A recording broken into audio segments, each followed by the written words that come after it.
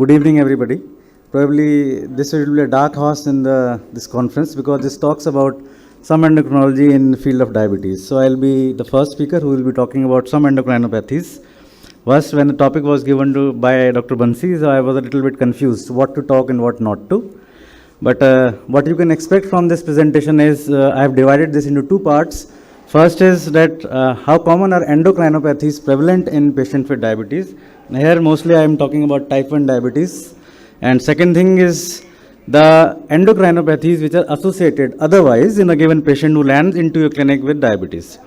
If I am talk about endocrinopathies which are prevalent in diabetes, the most commonly is thyroid disorders, because you might see even 1/3 of your patients who come to your clinic would have thyroid disorders and have diabetes.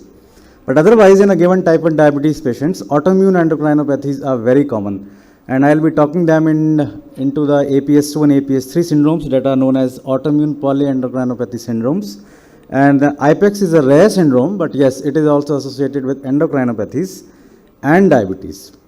But yes, the second part is about some endocrinopathies which cause diabetes in a person who is otherwise not prone for diabetes or who does not have diabetes. And most importantly is hyper because of steroid intake, and this is called Cushing syndrome, or in some adrenal disorders like pheochromocytoma or paraganglioma, they can also have diabetes or hyperglycemia, some thyroid disorders and acromegaly.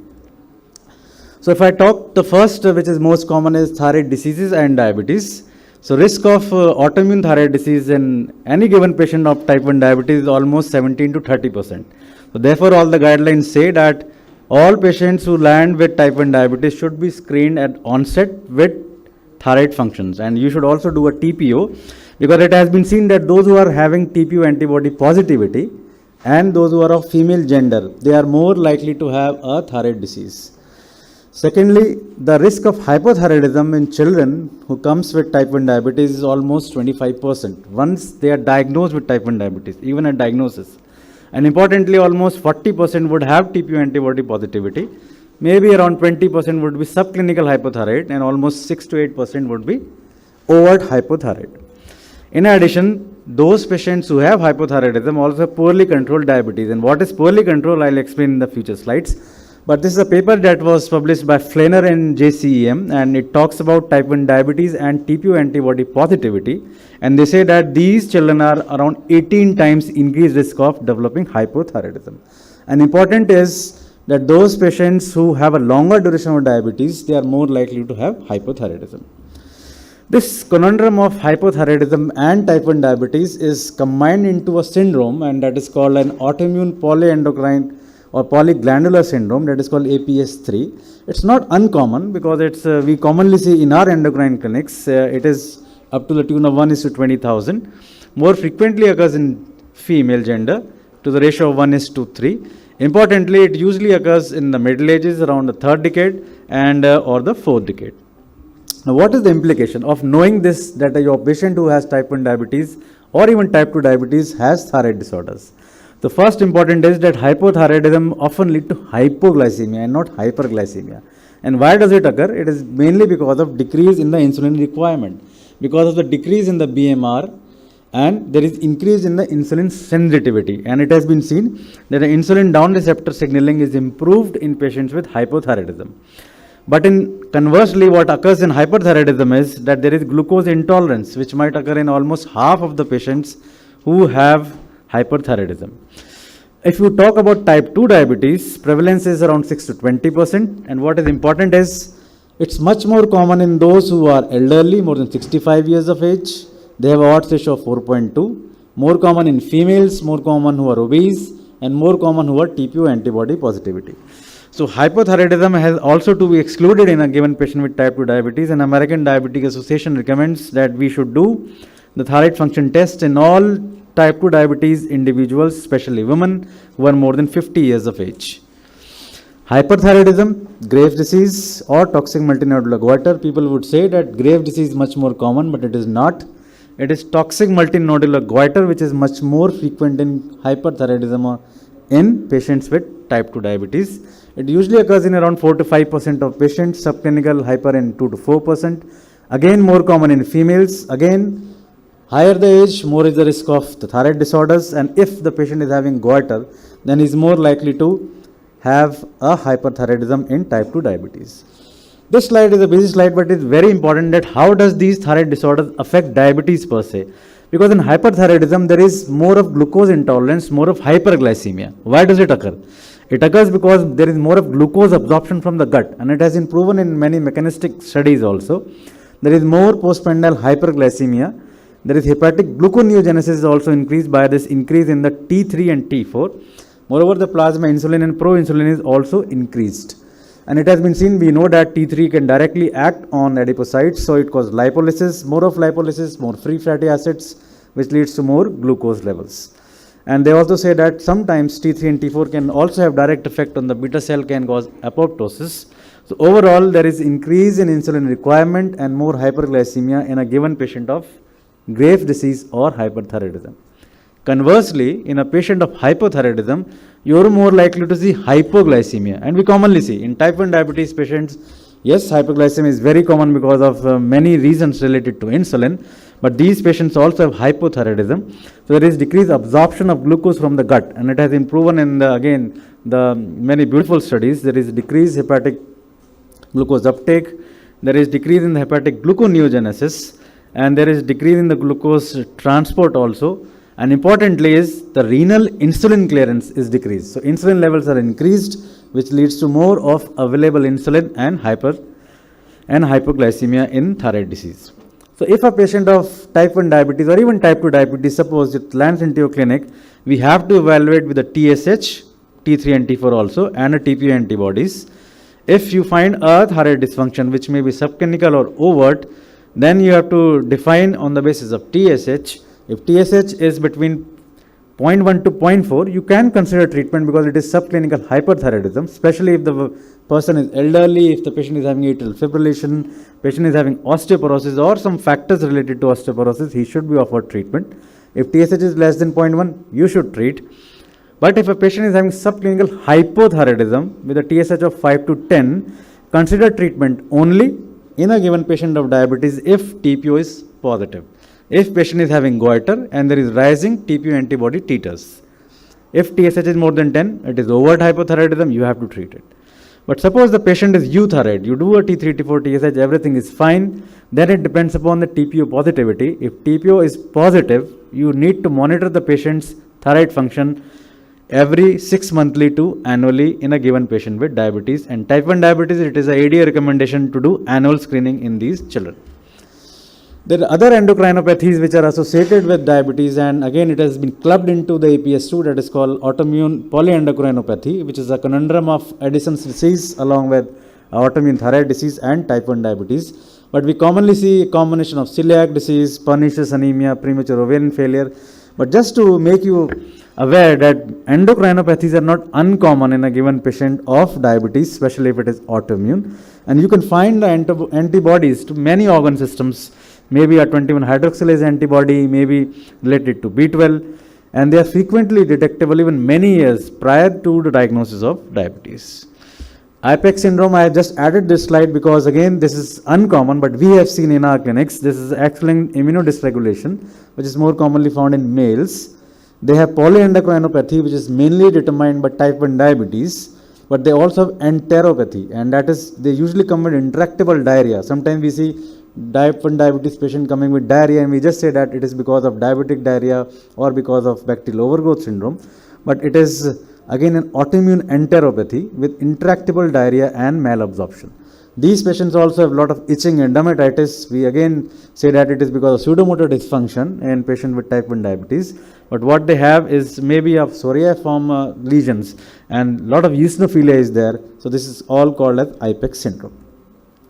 If I differentiate between these all endocrinopathies and diabetes, so APS2, APS3 and IPEX have type 1 diabetes along with autoimmune thyroid disorders or autoimmune enteropathy and eczema, and you can very well differentiate between these. So usually IPEX present in infancy, and these children have type 1 diabetes very early, usually between 2 to 3 years of age, and it is X-linked, so more common in males. You can determine antibodies against GAT65 and eosinophilia and also hyper IgE. Coming on to the second part of my presentation, because this is all about how endocrinopathies can cause diabetes or hyperglycemia in a person who is not diabetic. So, as I was mentioning, it can be because of Cushing's, pheochromocytoma, hyperaldosteronism, hyperthyroidism, acromegaly, and recently beautiful Chinese papers are there regarding pancreatic carcinoma. Even before surgery can have diabetes, and it is entirely an independent different mechanism how they cause diabetes, and then glucagonoma and other NETs or neuroendocrine tumors. So you might have seen many patients with exogenous Cushing's. So I know that endogenous Cushing is quite rare and uncommon. And usually we have referral bias, so it is commonly seen in institutes. But you might see steroid hyperglycemia because of exogenous Cushing's. The prevalence is very high. Almost half of the patients who are taking steroid for some other reason, maybe rheumatoid arthritis, asthma, or many other things, would have hyperglycemia. Almost 1/3 would have impaired glucose tolerance, but I would say that prevalence is probably underestimated. Nobody does OGTT or even HbA1c if a patient is on steroids. But what is known is that higher the dose of steroids, maybe dexamethasone versus prednisolone, those who are having DEXA would have more insulin resistance and they would be more diabetic. Why does actually the hyperglycemia or diabetes occur in a given patient who is on steroids? So one thing is that we should know that they can have direct action on to the beta cells itself. So what they say that glucocorticoids can reduce expression of GLUT2, and GLUT2 is a transporter that is involved in the uptake of glucose by the beta cell, by which the beta cell senses glucose, and then this undergoes glycolysis to produce ATP, and by which the insulin is released from the beta cells. So it is reduced in patients who are taking steroids. There is impaired glucose oxidation, so no ATP, therefore no insulin release. Dexamethasone also alter the potassium channels which are involved in the movement of insulin from the beta cells to outside, and they can also cause direct apoptosis of pancreatic beta cells. It has been seen in autopsy studies that the beta cell mass is also reduced. The pancreas weight is very less in patients who are taking steroids. Steroids also have some extra pancreatic action, and here you can see that action on the liver is by increasing gluconeogenesis, maybe by also causing the lipolysis. Mainly it can also increase the availability of free fatty acids, some more of glucose production from the liver, therefore hyperglycemia, and there is decrease in the glucose uptake by the muscles also. And this is because by GLUT4 down regulation it can lead to hyperglycemia. Third is the action on glucocorticoids directly on the insulin down receptor signaling, maybe IRS1 or PI3 kinase or PKB or AKT. So it can directly impair. Even if lot of insulin is there, it is unable to act, and this is the reason for insulin resistance. The glucocorticoids can directly act on these insulin down receptor signaling. So at the end of the day, insulin acts on beta cells, insulin acts on the liver, insulin also acts on the gut to decrease the incretins. Insulin also decrease the GH secretion from pituitary, and we know that the GH is a hormone which is also responsible for lipolysis. This cortisol increase visceral adiposity, increase inflammation, which can also cause hyperglycemia. Acting on the muscle, it decreases muscle mass, and we know that almost 70% of the glucose that is produced is utilized by the muscles, especially after the exercise. So if the muscle mass is decreased, it is liable to cause hyperglycemia. So hyperglycemia is not uncommon, and especially in this COVID-19 times, you might see many of your patients who are treated with steroids would have hyperglycemia. Therefore, this Endocrine Society guidelines, in which we were also the part of it, and Sambit is also here. So we just wrote this position statement from Endocrine Society of India to highlight this problem of steroid hyperglycemia, especially in COVID-19 patients.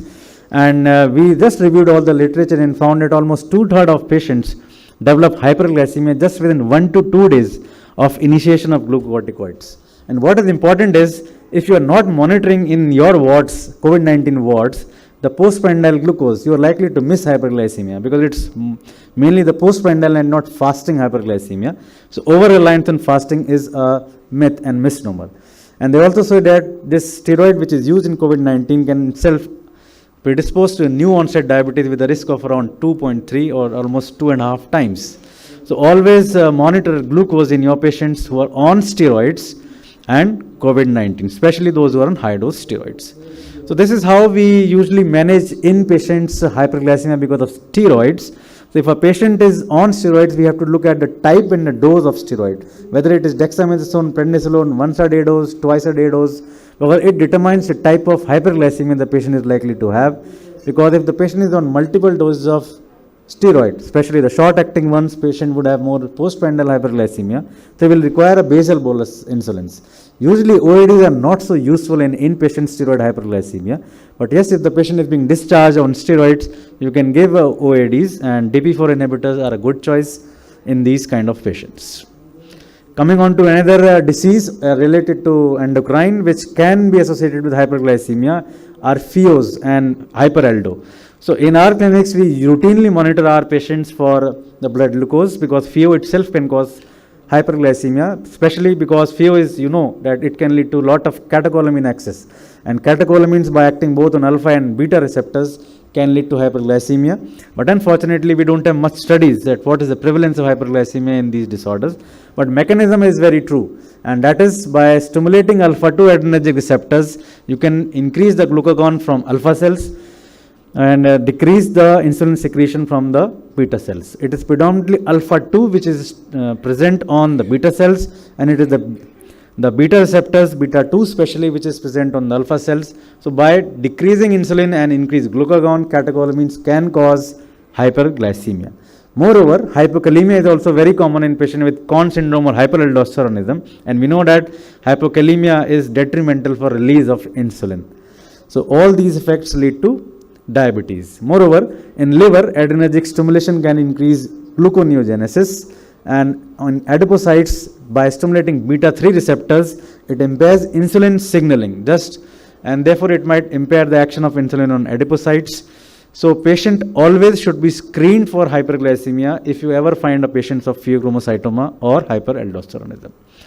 Coming on to thyroid disorders, so patient not diabetic, but he is gross hyperthyroid, you can have hyperglycemia, and its prevalence is again 15 to 30%. Why does it occur? I have already explained, but just to reiterate, there is increase in the gut, this glucose absorption from the gut, there is increase in the hepatocyte GLUT2 and increased glucose production. Half-life of insulin is reduced, so more of insulin is cleared, so it leads to hyperglycemia. Moreover, increased lipolysis, more availability of fatty acids, which also lead to hepatic gluconeogenesis. And last is a very important step, is a non-oxidative glucose disposal, which is increased, and this results in more of lactate which then goes into the Cori cycle and lead to hyperglycemia. In hypothyroid patients, you are more likely to have hypoglycemia rather than hyperglycemia, and in vitro and in vivo studies have definitely proven that there is impaired insulin stimulated glucose utilization is there, but more important is the lot of insulin is there in patient with hypothyroidism, because insulin clearance is decreased, and this all lead to hypoglycemia. The last disease that I will discuss is about acromegaly and diabetes. So acromegaly is rare disease, so 1 in 1 million, but we commonly see hyperglycemia in these patients, and unfortunately hyperglycemia is really very difficult to manage in a given patient with acromegaly. It is mainly related with high GH levels, higher age, and longer disease duration, and you can see that in this black one are those patients who have very high fasting glucose. More importantly, their insulin levels are very high, but still they were hyperglycemic, and this is again because of severe insulin resistance because of GH excess in these patients. So these patients have GH excess, which leads to increase in the free fatty oxidation, because we know that GH is a lipolytic hormone, so leads to more of the free fatty acid availability to the liver, which leads to gluconeogenesis, and increase in the VLDL cholesterol also there, and we know that hypertriglyceridemia is very common in patients of acromegaly, and there is decrease in the glucose uptake is also seen in patients of this acromegaly. So all patients of acromegaly, we screen them for hyperglycemia with the 75 gram OGTT and A1C also, and sometimes we have to give parenteral insulin, especially even the insulin infusion. This is the last slide, and this is about pancreatic carcinoma. This is a recent paper, beautiful paper from pancreatology, and what they say that pancreatic cancer patients can have diabetes which is entirely independent of their condition. What they say that in a given patient with type 2 diabetes, in the middle slide you can see that the architecture of beta cells is disturbed. There are a lot of amyloid aggregates are there in this patients. You can see a lot of amyloid is there, but in pancreatic cancer patients who have diabetes, there is no amyloid. The beta cell is also normal. It is the histopathology is almost normal to control non-diabetic person, but still they are diabetic. So why does it occur? They say that it is mainly because of alpha cells which are markedly increased in a given patient with pancreatic cancer. There are some drugs which can cause diabetes which are used in endocrinology like pasireotide. So it is used in acromegaly patients which can cause diabetes. Also we are using everolimus in some of the patients of PNETs and also patients of insulinomas. So irony, insulinomas treated with everolimus and they develop hyperglycemia, this is known. We use beta blockers and thiazide diuretics, they can also cause hyperglycemia. Relative risk is around 1.3. Statin and diabetes, we all know, we commonly use statins in endocrinology also, but the risk is real and it's not unusual. So overall there is around 10 to 12% increased risk of diabetes, whether it may be atorva, rosuva or pitavastatin. Atorva is most likely to cause diabetes or hyperglycemia with the odds ratio of 1.34, and they say that pravastatin and pitavastatin is most safe regarding hyperglycemia in statins. How do they cause? They mainly increase gluconeogenesis from the liver, they decrease GLUT4 in the muscles, and they also importantly inhibits the L-type calcium channel activity in the beta cell. Thus, they impair insulin release. So this is how statins cause diabetes. So I would conclude by saying that many endocrinopathies exist and coexist in a given patient who already has diabetes. Especially if the patient is type 1 diabetes, we need to screen them, especially thyroid disorders, but also for other rare endocrinopathies, maybe the enteropathies also. And there are some endocrinopathies which predispose for diabetes, and most importantly, it's steroids, especially in COVID-19 situation. So always screen your patients for hyperglycemia and glucose. Thank you.